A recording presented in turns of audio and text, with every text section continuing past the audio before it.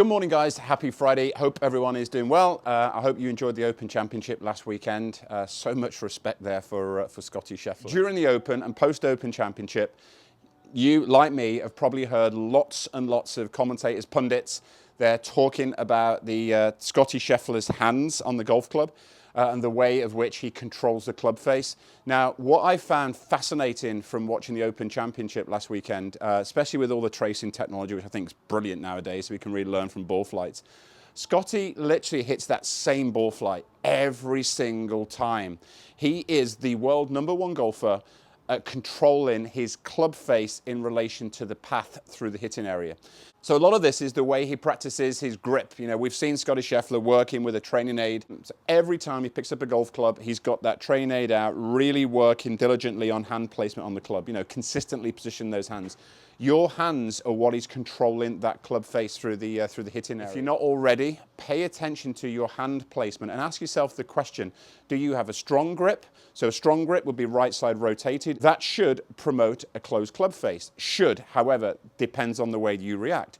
Do you have a weak grip, which is left side rotated for the right-handed golfer?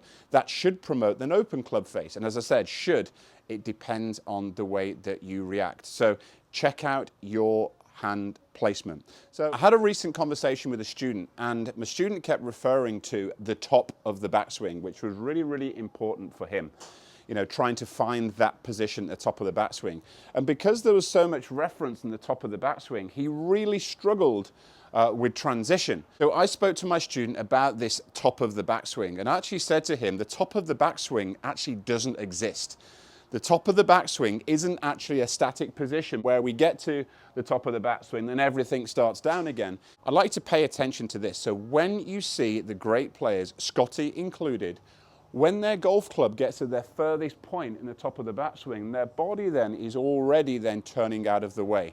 So there is no actual static position at the top of the backswing. So as soon as that golf club gets to its furthest point, you'll notice here, starting with that lead side, you can see my pressure starts moving to that lead side, pelvis starts moving towards the target, pelvis starts to open, chest starts to turn, followed by the arm, followed by the club. So if you are a golfer who's trying to prevent this cast or this early release and the hitting over the top, just pay attention to that, keeping the golf club traveling back as the body then initiates the downswing. This is one of these that it's going to take more than just 3 shots or 4 balls there to get. So pay attention to the body changing the direction before the golf club gets to its furthest point in the backswing. So you're going to get this feeling that the golf club and the arms are playing catch up.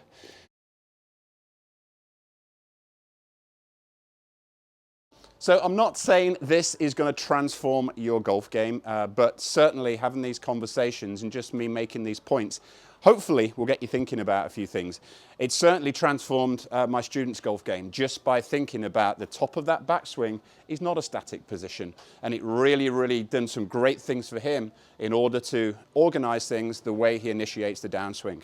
Learn from Scottie, performing one shape off the tee in particular outstandingly well, is exactly what the world #1 does. Let's also learn from Scottie the way he is the best player in the world at controlling the relationship between the club face and that club pass, despite what the feet are doing through impact. If you've got any questions on these, please don't hesitate to ask. Have an awesome weekend, and I look forward to seeing you next week for another Friday Fix. Take care, guys.